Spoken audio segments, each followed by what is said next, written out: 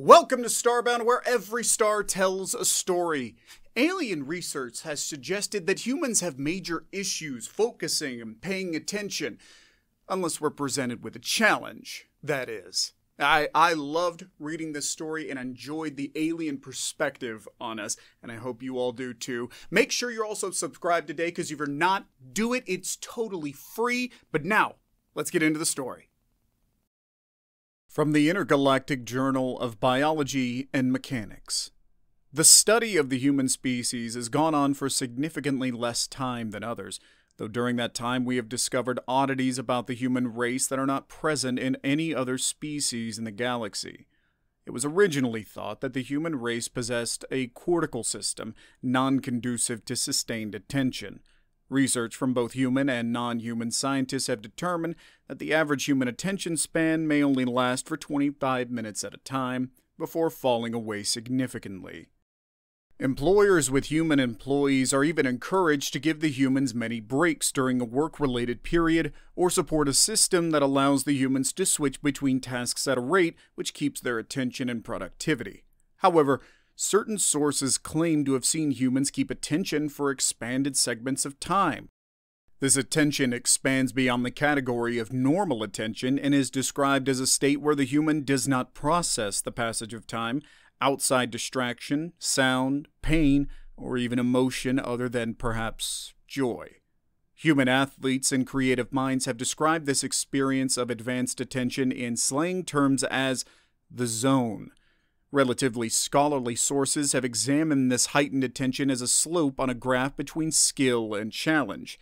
If the skill and the challenge follow each other along the line, flow can be experienced and the level of heightened attention becomes more likely. If the skill is high and the challenge is low, then boredom is experienced. If the skill is low and the challenge is high, anxiety is experienced. In both cases, the zone cannot be reached. While naturally humans tend to be less productive than their non-human counterparts during normal work periods, within this heightened state of attention and capacity, the human can outdo their counterparts by almost 5 times the rate of productivity and performance. If you wish to have productive human employees, you must find and challenge skilled workers in the working environment, and only after that will you see such heightened productivity. He was going to die. Or so Krill would say. If it wasn't just another day on the human ship. What would it be this time? Another black hole, quantum singularities, more pirates? Either way, it was time to find out. The ship seemed ready to shake itself in half. Even as he moved his way down the hall, Krill was almost thrown against the doorways in danger of rupturing his delicate hydrogen sac, keeping him afloat and upright at all times. Around him, sirens blared and long red wavelengths washed through the ship from the warning lights. Though he did not hear sounds like the humans did, the radio frequencies given off at his behest were frequent and distracting. Finally, making his way to the set of stars, he raced upwards using his 4 limbs to steady against the railing as he glided onto the bridge, where pandemonium had taken a tight hold.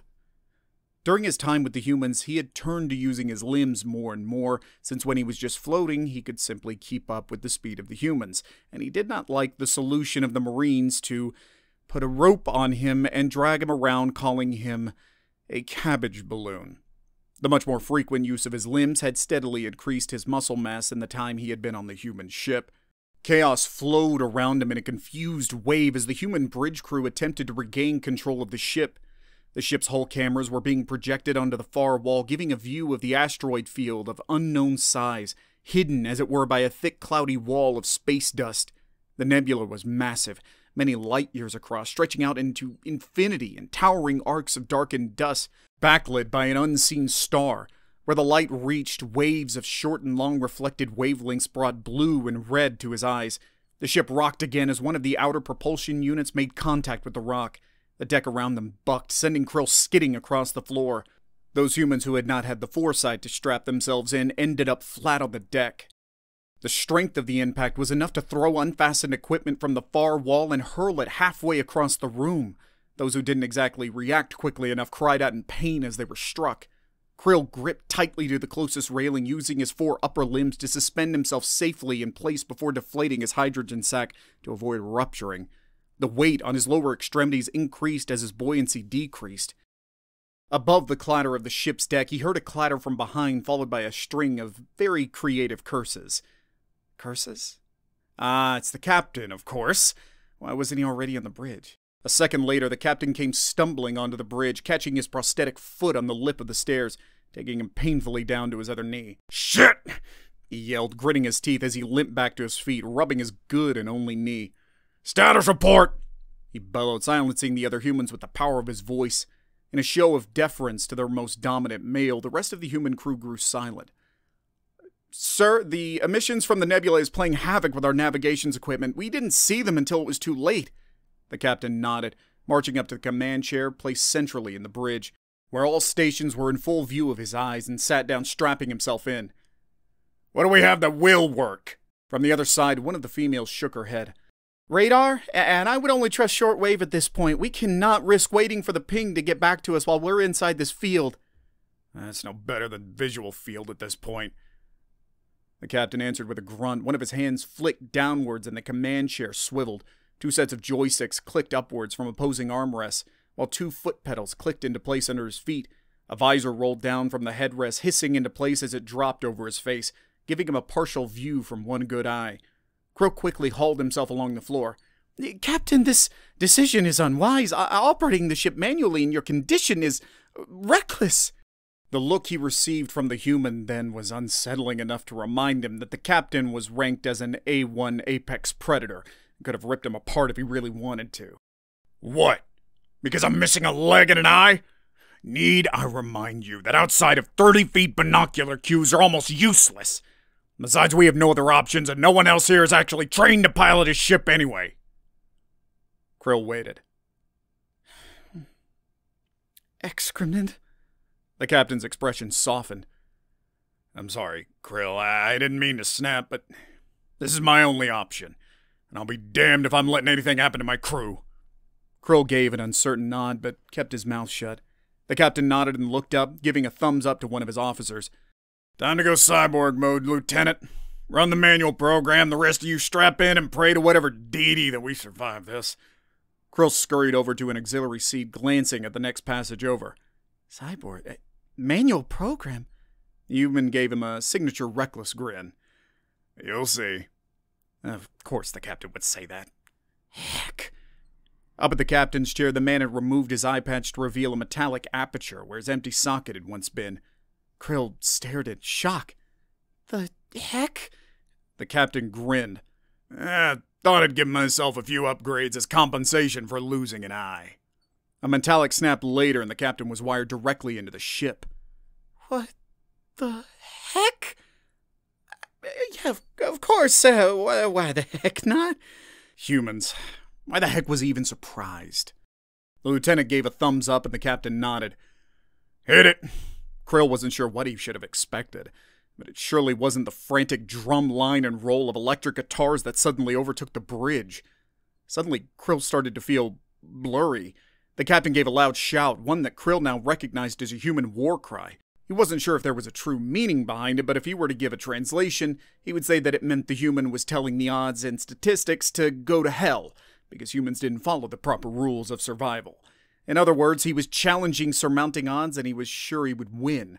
Because of course that's what humans do all the time. That's when the ship rolled, and the already blurry world around Krill became a confusing mass of color and noise. The asteroid field might as well have been a wall of impenetrable stone, but still the ship, not made for maneuvering, cut through the pores in the stone skin with precision that only a well-tuned supercomputer should have been able to. Every now and then, Krill couldn't even tell the time. The ship would level out and there was a break between songs, filling the bridge with concentrated silence. During these times, Krill would finally regain some of his composure. Then he saw the captain sitting in his chair, single eye fixed on the visual field. Teeth gritted in an expression of animalistic joy and maddening concentration. Men and women screamed in terror as the ship rolled around them, but not once did his expression waver. At one point, the ship was struck by something, throwing them off path to be thrown sideways.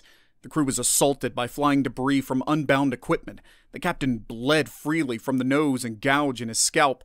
But even as blood trickled down his face and neck, he remained fixed with the same joyous intensity as if he hadn't noticed. Every movement he made, every visual calculation, the human was not mistaken.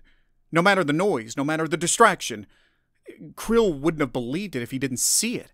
This man, who was known for growing distracted in a matter of seconds, stayed fixed on his monitor for hours, maneuvering them past insurmountable odds without the aid of advanced calculations and only by his flawed human mind and body to guide him. A last few moments of terrible horror as the ship took a vertical up an asteroid wall, rolled past a set of pillars, and broke outwards into space. The ship slowed, and then the engines released. The ship floated forward on its remaining momentum. The captain rested back in his seat with a sigh of deep exhaustion, though his eyes glittered with intoxicating joy. The bridge erupted into a mixture of cheers and groaning. The music was stopped. Now hearing the sounds of pain and joy, Krill also awoke from a state of paralysis, and the world stopped spinning before his eyes. The look on the captain's face was proof of another human oddity Krill had only seen a few times. Most species do drugs to get high. The human brain injects its own drug as a chemical reward. In other words, humans can make themselves high, and from near-death experiences no less, after disregarding normal human behavior to concentrate for hours at a time. Heck, leave it to the humans to just have drugs ready in their bodies, I guess. Hecking humans. News of this sort of thing not only sparked research on the topic of human concentration, but ended up starting a black market trade of the human reward chemical known as dopamine. This specific human crew kept Krill on edge with all the dumb shit they did, and somehow survived all the time, bringing him to an emotional low. But for the galaxy it was different. Humans were the universe's new high.